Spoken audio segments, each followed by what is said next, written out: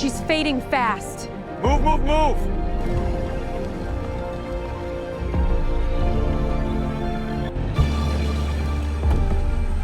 My wife gets the best doctor in this hospital.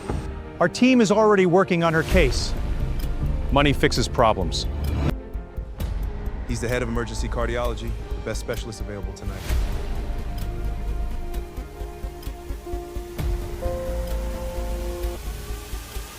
I don't want you treating my wife. That's your decision. But her condition won't wait.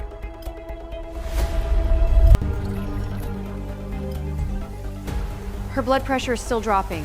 What's happening to her? Call Dr. Tate right now. I don't want a black doctor near my wife. The words left Preston Hale's mouth before he had time to consider the silence that followed them. A silence so complete, it swallowed the hum of monitors, the squeak of rubber soles on polished floors, and every breath in that emergency corridor at St. Helena Hospital. Dr. Warren Tate stood 3 feet away, still wearing his latex gloves, still holding the chart he had been reviewing, when the billionaire walked in and looked at him the way men like Preston Hale had always looked at men like Warren Tate. Celeste Hale lay behind the glass partition, her blood pressure sliding in the wrong direction, her body already running out of time. Preston believed money could summon the best doctor in the world. He had no idea he had just dismissed him. Never judge the person who can save your life by the color of their skin. Pride can cost you everything you love. The night Celeste Hale was brought into St. Helena Medical Center, New York City was doing what it always did in late October, wrapping itself in cold air and indifference, the kind of city that did not slow down for anyone's emergency. The ambulance had arrived at 9:47 in the evening, dispatched from the Hale penthouse on the Upper East Side, after Celeste had collapsed. While preparing for bed, her breathing shallow and ragged, her left hand pressed flat against her sternum, as if she could hold her own heart in place by sheer force of will. The paramedics had logged her vitals in the elevator on the way down. Blood pressure unstable, pulse elevated and irregular, color off in a way that experienced medics recognized as a warning. And by the time the gurney cleared the ambulance bay doors, the triage team was already moving to meet it. St. Helena was not just any hospital. It was one of the most respected cardiac care centers on the Eastern Seaboard, the kind of institution where the wait list for elective procedures ran 18 months, and the emergency wing operated with the precision of a surgical instrument. It was also the kind of place that had seen enough wealth walk through its doors to know that money, on its own, changed nothing about biology. Preston Hale arrived 4 minutes behind the ambulance in a black SUV that had not fully stopped before he was out of it, flanked by a security detail, a personal assistant, and a man in a gray suit who turned out to be his attorney. A presence that communicated, without a word being spoken, that Preston Hale intended to manage this situation the same way he managed every other situation in his life, through leverage. He was 58 years old, broad-shouldered, silver-haired, with the particular kind of confidence that came not from surviving hard things, but from never having been forced to. He had built his real estate empire across 3 decades by understanding exactly who held power in any room and positioning himself accordingly. And he had arrived at this hospital convinced that the relevant power was his. He demanded, before his coat was even off, that the attending physician be identified, and that Celeste be moved to a private suite immediately, his voice carrying the low authority of a man, accustomed to having both requests treated as directives. Fallon Briggs, the hospital's director of operations, met him at the intake desk with the calm efficiency that came from years of managing exactly this type of arrival. She was 38, precise in her movements and her language, with a background in healthcare administration that had taught her the difference between a concerned family member and a man who intended to treat a trauma bay like a boardroom, and she had learned to handle both, without losing her footing. She explained that Celeste was being stabilized, that the attending cardiologist had already reviewed preliminary vitals, and that the best course of action was to allow the medical team to work. Preston told her he wanted the best cardiologist in the hospital, not the one who happened to be available, phrasing it with the particular emphasis of a man who believed those two things were routinely different. Fallon did not flinch. She told him the physician who had just picked up Celeste's chart was Dr. Warren Tate, head of emergency cardiology, and that he was already on his way. Warren arrived in the corridor less than 90 seconds later, moving with the unhurried efficiency of someone who had learned long ago that speed and composure were not opposites in an emergency but partners. He was 42, lean, with close-cropped hair and eyes that processed information the way a lens processes light, quickly, completely, without distortion. He had spent 15 years in emergency cardiology, including a research tenure at one of the country's leading cardiac institutes, and he had treated enough complex cases to recognize, within the first 60 seconds of reviewing Celeste's chart, that something about her presentation was not standard. Her symptoms overlapped with a cardiac event but did not map cleanly onto one, and a detail in her recent medication history, a new prescription, started only 11 days earlier, had flagged something in his mind that he filed away to pursue once he had confirmed the basics. He introduced himself to Celeste through the glass partition, told her he was going to take good care of her, and asked the nurse to prepare a panel of additional blood tests before turning to find Preston Hale standing directly behind him, looking at him the way a man looks at something he has already decided he does not trust. Preston asked, his voice level and carrying, "You're the lead physician?" Fallon confirmed it before Warren could answer, her tone measured but firm, the confirmation delivered in a way that left no room for negotiation, Doctor. Tate was the attending cardiologist on call. He was the most qualified person in this building to manage Celeste's case, and the situation required immediate action rather than further discussion. Preston heard every word and appeared to weigh none of them, his gaze still fixed on Warren with the flat, assessing quality of a man running a calculation that had nothing to do with credentials or clinical records. Warren held the man's eye and said nothing, waiting, because he had learned that sometimes people needed a moment to arrive at decency on their own, and that the most effective response to a confrontation, more often than not, was simply patience. He had spent a career being the only person in rooms he had every right to occupy, and he had developed a stillness in those moments that had nothing to do with submission and everything to do with the discipline of a man who had decided long ago that his work would speak before he did. Preston told Fallon he wanted the hospital's chief of medicine on the phone within the next 10 minutes. He said it without looking at her, still watching Warren, and the subtext was clear enough that two nurses exchanged a glance across the corridor. Warren explained, without inflection, that Celeste's vitals indicated a time-sensitive situation, that he had already flagged an anomaly in her presentation that needed to be investigated before it progressed, and that calling the chief of medicine was certainly within Preston's rights as a family member, but that the clock on Celeste's condition was not going to pause while they made administrative phone calls. Preston said he had a personal physician, Dr. Travis Monroe, and that he wanted Monroe at St. Helena within the hour. Warren said he understood, and that if Mr. Hale wished to contact Dr. Monroe, he should do so, but that in the meantime someone needed to be managing Celeste's care, and that someone was him. It was then that Preston said it. He said it in the corridor, in front of Fallon Briggs, in front of two nurses, in front of a resident who had just emerged from an adjacent room, and stopped cold when the words reached her. He said it the way people say things they have believed for a long time, and have simply never been required to say aloud. "I don't want a black doctor near my wife." The words did not arrive with venom or volume. They came out quietly, with the flat certainty of a man stating a preference he considered ordinary, and that quietness made them land harder than shouting would have. The corridor went silent in the way emergency corridors almost never do, completely, as if even the machines had paused. Fallon said, her voice tight and careful, "Mr.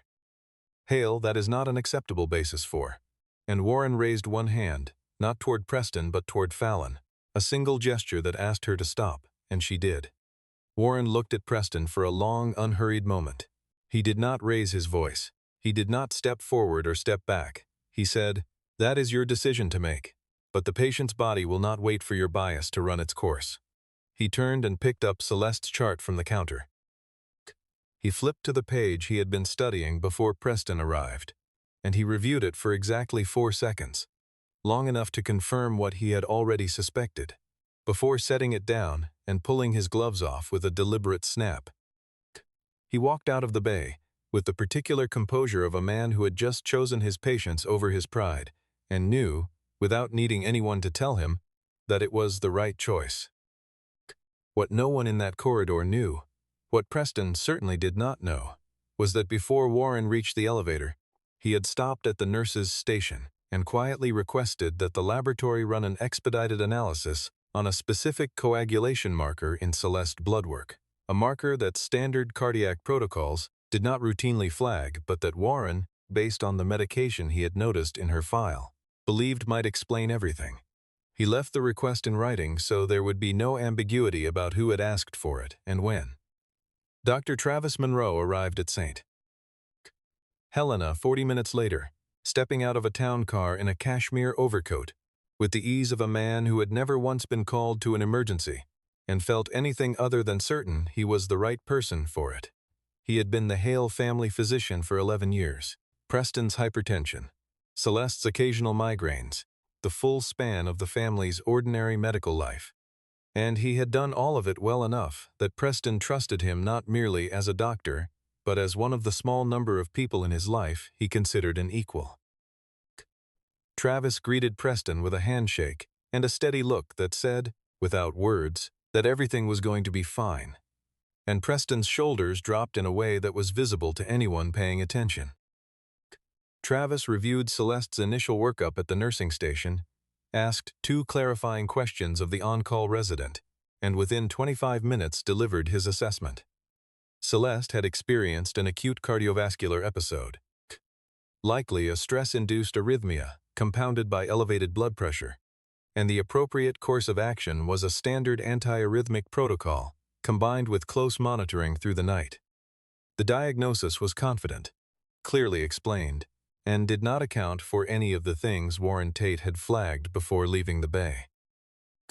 Warren had returned to the floor by then, not to Celeste's case, which he had formally stepped back from at Preston's insistence, but to a nearby workstation where he had access to St. Helena's internal records system and could, without violating any protocol, observe the documentation as it was updated in real time.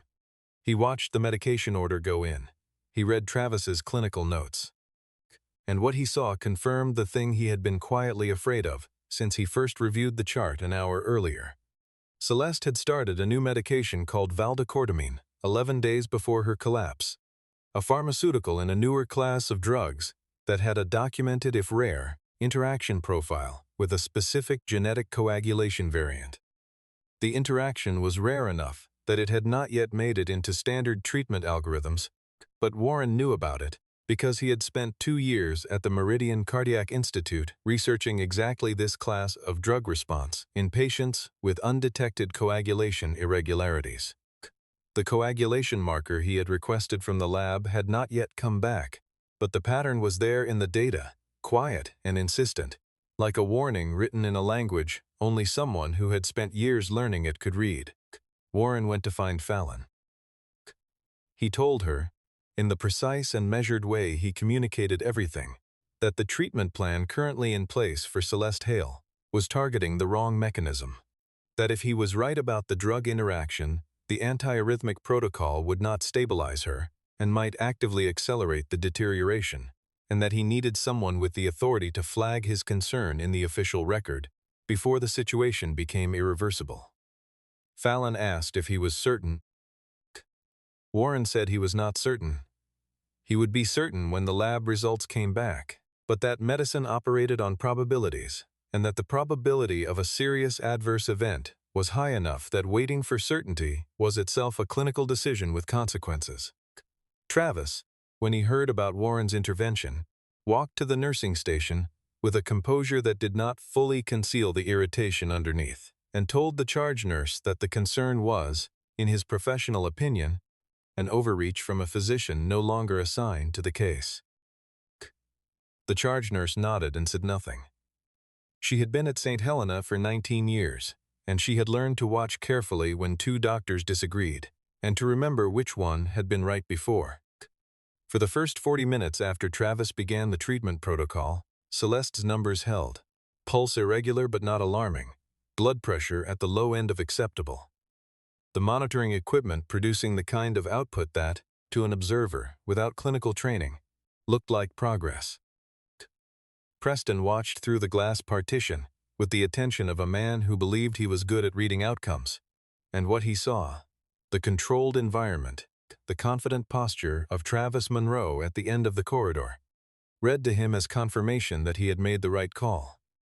Travis circulated through the floor twice, spoke with the overnight resident, adjusted one parameter in the monitoring setup, and told the charge nurse he expected Celeste to remain stable through the night. He projected the specific kind of certainty that comes from having been right often enough that the possibility of being wrong has begun to feel theoretical. What they saw at 9 minutes past midnight was a sudden downward shift in Celeste's blood pressure. Not gradual, not the slow drift of a patient settling into illness, but a sharp drop that triggered 2 simultaneous alarms and sent the overnight resident into the room at a run. Her pulse, which had been irregular but manageable, began cycling through a pattern that the resident recognized immediately as dangerous, and that sent her to the phone before she had finished reading the monitor. Travis was called back to the floor. The charge nurse initiated the emergency escalation protocol. 2 additional nurses entered the room. The corridor outside Celeste's bay, which had been quiet in the particular way. Hospital corridors are quiet at midnight, went from still to urgent in under 90 seconds. Preston pressed his palm against the glass and watched his wife's face, and for the first time in the whole of that night, perhaps for the first time in a great many years, he felt the specific and terrible helplessness of a man confronting something that his money could not redirect, his lawyers could not negotiate, and his authority could not command. Celeste looked smaller than she had ever looked to him, surrounded by equipment, and attended by people who were moving with the careful, controlled speed of professionals, managing something that had departed from the plan. And the sight of her like that produced in Preston Hale a feeling he did not have an immediate word for, and that came very close to fear. Travis was back in the bay within 6 minutes, reviewing the monitors with a focused expression that had replaced the earlier confidence without quite managing to replace it with calm. He adjusted the medication dosage, called for a second line, and spoke in the rapid shorthand of a physician recalculating while in motion. But the numbers did not respond the way they should have. The blood pressure continued to drop. The cardiac pattern grew more erratic. The resident said something quietly to the charge nurse that made the charge nurse pick up her phone for the second time in 10 minutes. It was at this point that the laboratory results Warren had requested 2 hours earlier arrived on the floor. Fallon Briggs was standing at the nurse's station when they came through, and she read them with the careful attention of someone who has been told to expect something and is waiting to learn if the expectation was correct. The coagulation marker Warren had flagged was elevated, significantly, in a range that confirmed the drug interaction he had described, a reaction rare enough to be excluded from standard protocols, but serious enough, when present, to explain everything that was happening on the other side of that glass partition. She read the result twice. She set the printout on the counter. She looked down the corridor toward the bay, where Travis Monroe was standing over his patient, trying to understand why she was not getting better. Then she turned, picked up her phone, and called the number she had quietly decided she might need to call from the moment Preston Hale had used those words in the emergency corridor 3 hours earlier. She called Warren Tate. She told him the lab result had come back. She told him Celeste Hale was deteriorating. There was a brief silence on the line, and then she heard Warren say, "I'm in the building. Tell Mr. Hale I need to see him." She turned to find Preston already walking toward her. Fallon delivered the lab result to Preston without softening it, because she had made a professional decision, somewhere in the last 3 hours, that this man had been softened enough in his life, and that clarity was the more humane gift. She explained, in terms that were precise without being cruel, that the treatment plan currently running was addressing a cardiac event that was not, in fact, the primary cause of Celeste's deterioration, that the actual mechanism was a rare drug interaction now confirmed by the laboratory, and that the protocol in place was not capable of reversing it. Preston asked how serious it was. Fallon told him that without the correct intervention, it was potentially fatal. Preston reached for his phone. He called a cardiologist at Massachusetts General, a man he had donated a research wing for 3 years earlier, and got his voicemail. He called a physician in Chicago he had met at a charity dinner and left a message that was not returned for 6 hours. He told Fallon to arrange a medevac transfer to Johns Hopkins, and Fallon explained, without raising her voice, that Celeste's current condition made transport a higher risk than staying at St. Helena with the right treatment, and that the right treatment was already available in the building. Travis Monroe came out of the bay and stood at the entrance of the corridor, and for the first time since he had arrived at St. Helena that night, he did not look certain.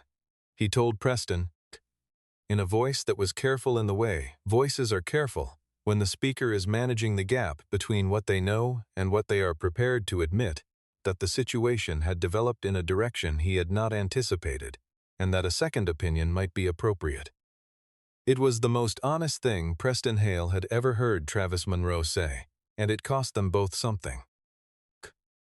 Preston stood outside his wife's room and looked through the glass at the woman who had been with him for 26 years, who had carried the family's private grief with a quietness that most people who knew them never detected, who had told him more than once that the thing he needed most to learn was how to see people he had not yet decided to look at.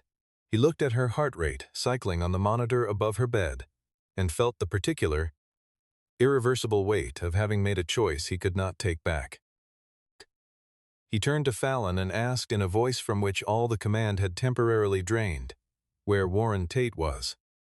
Fallon said Warren was in the records room on the second floor, and that he was still in the building because he had chosen to stay, which told Preston something about the man's character that he was not yet ready to examine directly. Preston told his attorney to wait in the family consultation area. He went to the elevator alone. Warren was at a workstation in the records room, a cup of coffee gone cold beside him, reviewing a paper on the same class of drug interactions he had flagged in Celeste's chart. He heard Preston's footsteps in the doorway and did not look up immediately. He finished the sentence he was reading, a discipline that communicated, more clearly than any words could have, that he was not a man who snapped to attention when powerful people entered the room. Preston stood in the doorway and said, "I need you to come back." Warren looked up, and his expression was neither hostile nor warm. It was the expression of a man who had decided to be honest in a way that might be uncomfortable, and who had made his peace with that. He said, "What you need is for your wife to receive the correct treatment. Those are not the same request." Preston took a step into the room and said he understood that, and Warren said, calmly, that he was not sure Preston did, because a man who understood that would not have phrased the request the way he had just phrased it. Warren said, "You came here and told me what you need. You haven't asked about her." It was a simple observation, delivered without drama, and it landed the way simple true things always land, harder than anticipated, in a place the listener was not fully defended. Preston was quiet for a moment that stretched longer than he was comfortable with. He asked how Celeste was. Warren told him. The coagulation interaction was confirmed. The current treatment was not resolving it, and without intervention in the next available window of time, the risk of irreversible cardiovascular damage or worse was substantial. Preston asked what Warren needed to treat it. Warren said he knew exactly what he needed, had known for 3 hours, and that the only reason he was not already in that room was because Preston had asked him to leave it. Preston said, "I was wrong about you. It came out flat, with the quality of something that had required some structural demolition to produce." Warren said, "What you were wrong about is bigger than me. But right now that is not what matters." Preston said, "Please." He said it without any of the authority that had accompanied every other word he had spoken in that building. He said it with the full weight of a man who had arrived at the end of what his power could do and was standing, for possibly the first time in decades, in a space that money could not fill. He said, "Please go back to her, I am asking you." Warren stood. He reached for his coat from the back of the chair. He picked up the printout from the workstation, the flagged lab result, his original assessment notes, the medication interaction data he had been reviewing, and tucked it under his arm. He said, before he walked out, "I want it understood that what you said in that corridor will not be erased by what happens in the next hour. I will do my job because she is my patient and because that is what my job is. But you will need to reckon with the rest of it." Preston said nothing, because there was nothing to say. Warren walked past him into the hallway and turned back just long enough to say, "Come on, I need you to answer some questions about her medications." And Preston Hale, who had not followed anyone in 30 years, followed. The emergency bay was quiet in the focused way that bays go quiet, when everyone in them understands what is at stake and has decided to respond to that understanding with precision rather than panic. Warren entered and moved directly to the monitors, scanning the readouts with the rapid visual fluency of a clinician who had spent thousands of hours in rooms exactly like this one, his eyes tracking multiple data streams simultaneously and processing them into a single coherent picture before he had crossed the room.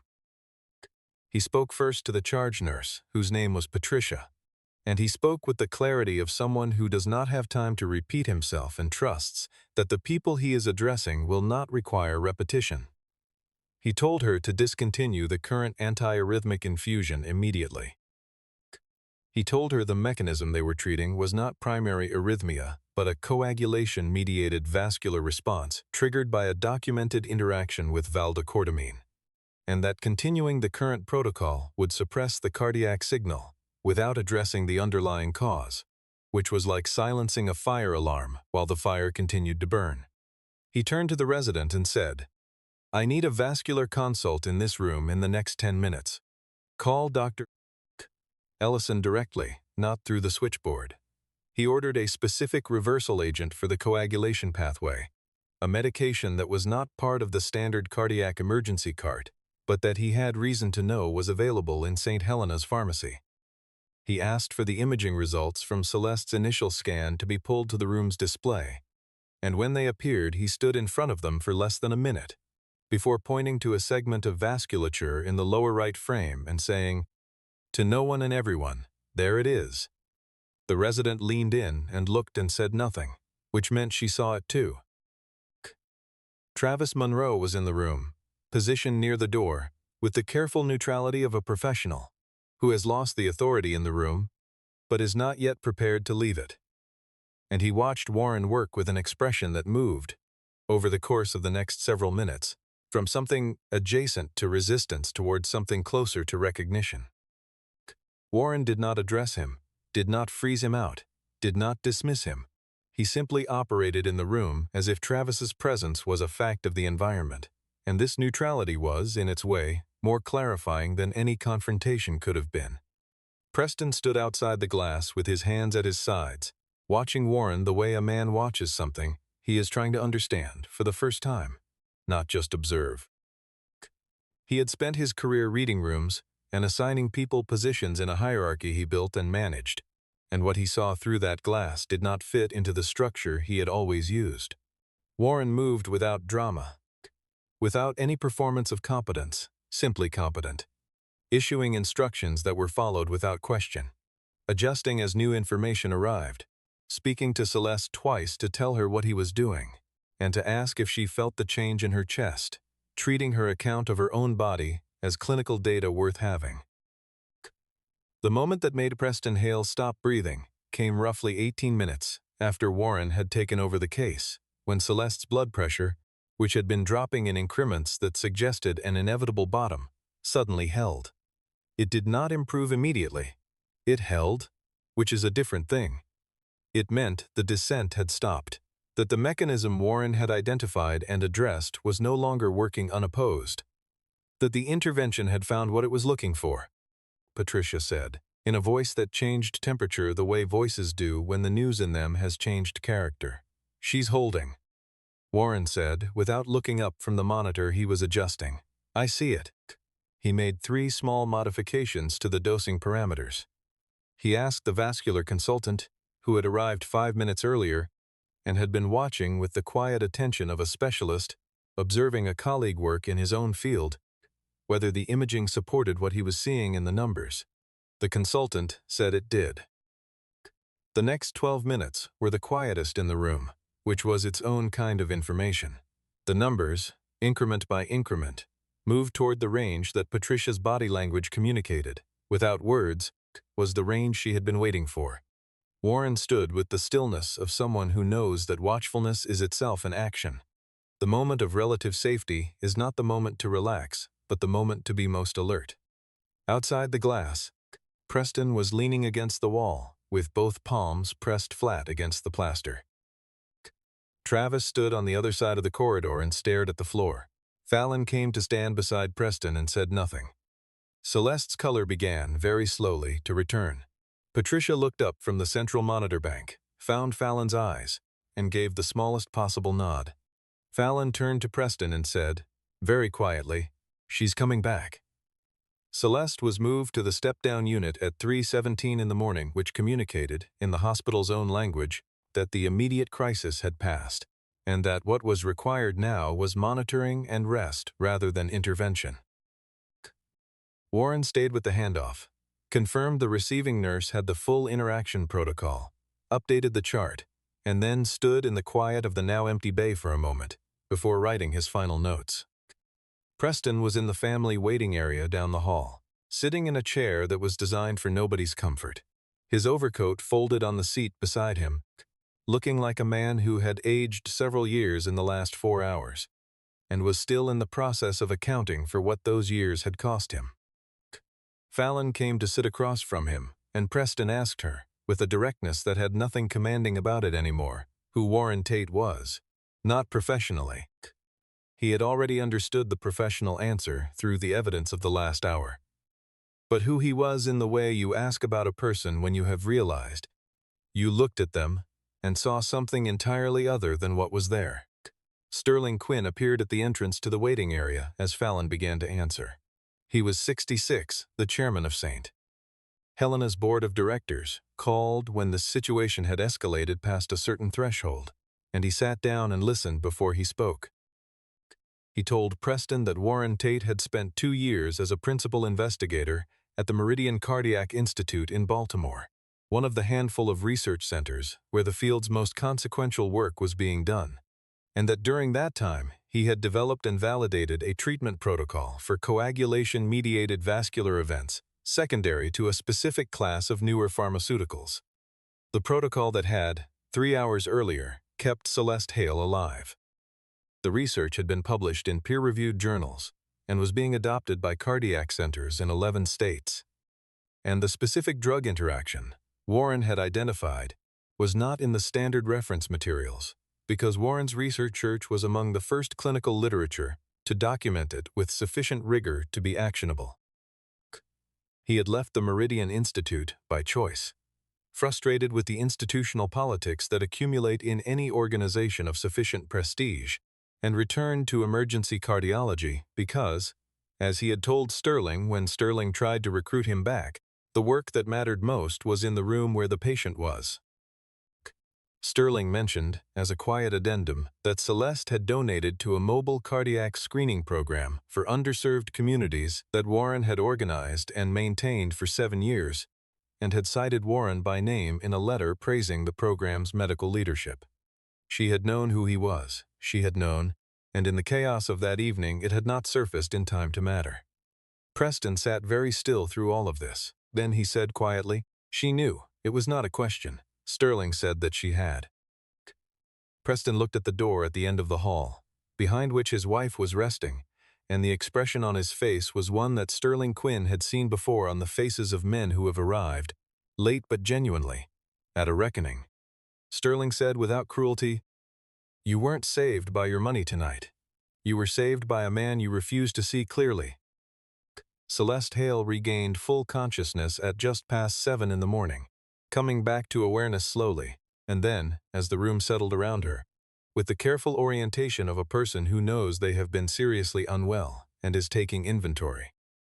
The first thing she said when she had enough orientation to form a sentence was, "Where is Dr. Tate?" She said it before she asked for Preston, before she asked what had happened, and when the nurse told her Warren was on his way, Celeste closed her eyes for a moment and opened them again and said, "He was the one, wasn't he?" It was not a question. Warren arrived at the step-down unit 20 minutes later, still in the same clothes he had been wearing all night, having gone home briefly and returned, because the overnight notes flagged a minor variation in one of Celeste's coagulation metrics that he wanted to review in person before signing off on the morning protocol. Fallon had learned over the years, constitutionally unable to leave a patient's chart with anything unresolved in it, which was a trait inconvenient for his sleep schedule and invaluable for his patients. Preston was in the room when Warren arrived. He stood when Warren entered, not the automatic social courtesy he normally displayed, but something more deliberate. A man standing because he did not know how else to begin. Warren nodded, set his notes on the side table, and moved to Celeste's bedside, with the focused attention of a physician conducting a morning assessment, his manner professional and completely devoid of any theatrical awareness of the previous night's events. He checked her responses, reviewed the overnight readings, asked 2 clinical questions, and told her that her numbers were moving in the right direction. When he finished, Preston said, "Dr. Tate." Warren turned. Preston said, "I want to apologize to you." He paused, and the pause was not for effect but because the sentence that followed required something he had not often called upon. "I looked at you last night and I did not see you. I saw what I had decided before I got there. That was wrong in a way I do not have an adequate word for, and it was wrong in a way that could have cost Celeste her life. I am telling you that directly because you deserve a direct apology and not a managed one." Warren was quiet for a moment. Celeste was watching her husband with an expression that was complex. There was relief in it, and recognition, and the particular sorrow of a person who has known something about someone they love, and waited a long time for the person themselves to arrive at it. Warren said, "I accept that." He said it plainly, without qualifications or conditions. Then he said, "An apology matters most when it changes what comes after it. Not with me. I will not be in your life in a way that requires your changed behavior. But there will be other people. People who do not have the power to make the situation resolve in a way that forces an apology from you. What you do with those encounters is where the apology earns its meaning." Celeste said, from the pillow, her voice still quiet from the night's ordeal, "He's right, Preston. Let this be the thing that actually changes you." Preston looked at his wife for a long moment, and Warren observed that look, and what he saw in it was something real, which was perhaps the most he could have reasonably hoped for. He completed his chart notation, told Celeste he would check in that afternoon, and left the room with the efficiency of a man who had many other patients, and the composure of one who had just watched something important, if painful, begin. Preston Hale could not simply write a check and have the situation resolve to a version of itself he found manageable, and he understood this, which was itself a change. He called Fallon Briggs 3 days after Celeste was discharged, and told her he wanted to do something meaningful for the hospital, naming a figure large enough that Fallon had to pause before responding. He said he wanted the effort to acknowledge what had happened, and what should be different because of it. Fallon told him she appreciated the impulse, but needed to be honest about the way donations worked when they came attached to public redemption narratives, and about why Warren Tate's name could not appear in any acknowledgement without Warren's explicit and uncoerced consent, which she had reason to believe Warren would not give. Preston asked what he should do instead.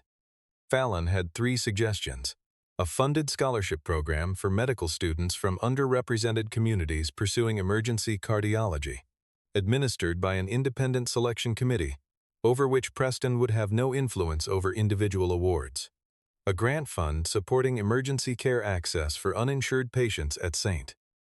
Helena and its affiliated community clinics, structured so the money reached patients before it reached any communications budget; and a commitment to support an ongoing bias awareness training curriculum for clinical staff, developed by professionals in the field and incorporated into St. Helena's standard continuing education requirements. Preston listened to all 3 and agreed to all 3 without negotiating the terms, which Fallon later noted was the most genuinely unusual thing she had observed in the entire episode. The board of St. Helena convened a professional review of the circumstances surrounding Celeste's case, and the findings regarding Travis Monroe were not punitive but not comfortable. They noted that a flagged clinical concern from a qualified colleague had been dismissed without adequate investigation, and that Dr. Monroe would be required to complete a structured peer review and competency reassessment before returning to complex case management. Travis agreed to the process without public remark, which was the appropriate response and also, for a man accustomed to being unambiguously right, a significant one. Warren, when told about the findings, said he did not believe Travis was a bad physician. He said Travis had made a mistake that many good physicians made, the mistake of allowing confidence in a relationship to substitute for rigor in an assessment, and that the correct response was recalibration, not career destruction. He said he hoped Travis would use the process well, and he said it without irony. The scholarship fund was named the Hale Emergency Equity Initiative, and Preston insisted that the word his was not to appear anywhere in the official program description. It was a small adjustment that nobody outside the room noticed, but Fallon and Sterling Quinn, who were both present when he made it, noted carefully. Preston signed the foundation documents and set the pen on the table with the expression of a man who had just completed something he did not fully understand yet, but believed had been right. 6 months after the night that had reconfigured everything, Celeste Hale was running 2 miles in Riverside Park 3 mornings a week and had returned to the charitable work she had quietly maintained throughout the years of Preston's public life. The kind of work that appeared in no press releases and was nonetheless real for its absence from them. She had spent several weeks in careful conversation with Preston about the things that had been true for a long time and had only become visible in the emergency wing of St. Helena on a Tuesday night in October, and those conversations had been difficult in the productive way that difficult things sometimes are, the kind of difficulty that reorganizes rather than destroys. The Hale Emergency Equity Initiative had its first cohort of scholarship recipients. 7 medical students in their 3rd and 4th years, selected by a committee that Preston had honored his promise not to influence, and Fallon Briggs had been promoted to Vice President of Clinical Quality, a position that formalized the kind of institutional oversight she had been performing informally for years. Travis Monroe had completed the first phase of his competency reassessment, and the supervising reviewers described his engagement as serious and his clinical skills as fundamentally sound, noting his willingness to examine the assumptions that had led to the original error. Warren Tate was still in the emergency cardiology bay at St. Helena, on a rotating shift he had negotiated to include 2 research afternoons per week, working on the follow-up dataset to the drug interaction paper that had, since publication, been cited in new treatment guidelines at 43 hospitals across the country. He did not mention this to his patients. What he brought to each case was everything he knew, applied without reservation, and that was a sufficient introduction. On a Friday morning in late April, a new patient arrived in the emergency bay. A man in his early 60s, recently relocated to the city, referred for evaluation of a cardiac irregularity that had not responded to initial treatment. The patient looked around the bay with the slightly disoriented attention of someone in an unfamiliar environment, and, seeing Warren in the hallway reviewing a chart, asked the intake nurse whether he would be speaking with the attending physician. The nurse said, of course. The patient asked, with the slightly apologetic quality of someone who does not want to cause trouble but feels he should ask, "Is this the lead doctor, Patricia?" who had been in that bay the night of Celeste Hale's case and would carry the memory of it for the rest of her career, looked at the patient with a small and perfectly composed expression and said, "He is. You're in good hands." Warren entered the bay, picked up the chart, and introduced himself. He asked the patient to tell him what had been happening.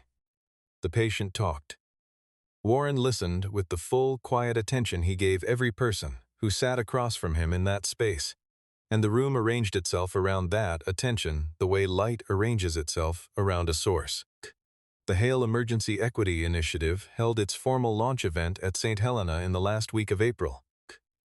In a conference room arranged for the occasion, with the restrained professionalism that institutions use when they want to mark something significant without being performative about it.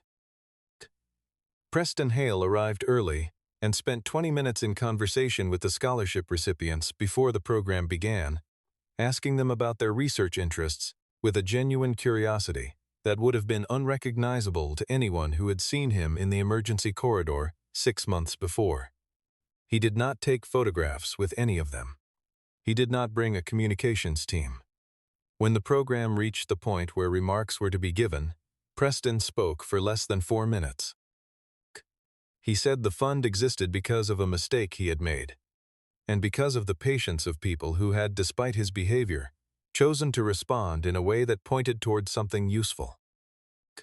He said he would not narrate the mistake in detail, because the people who had witnessed it deserved better than having it retold for an audience, and that if the fund accomplished anything, he hoped it would be that some future patient would encounter a physician supported through this program and receive from them the kind of care that had. And here his voice paused in a way that was entirely genuine, saved his wife's life.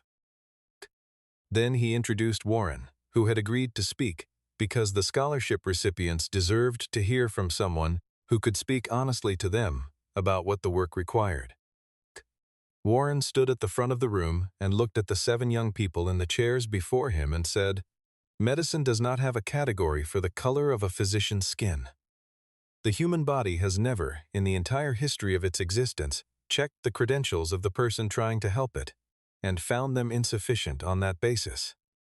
What it needs is the right knowledge, applied at the right moment, with the right attention. Your job is to become that. Do not let anyone tell you that any other quality takes precedence."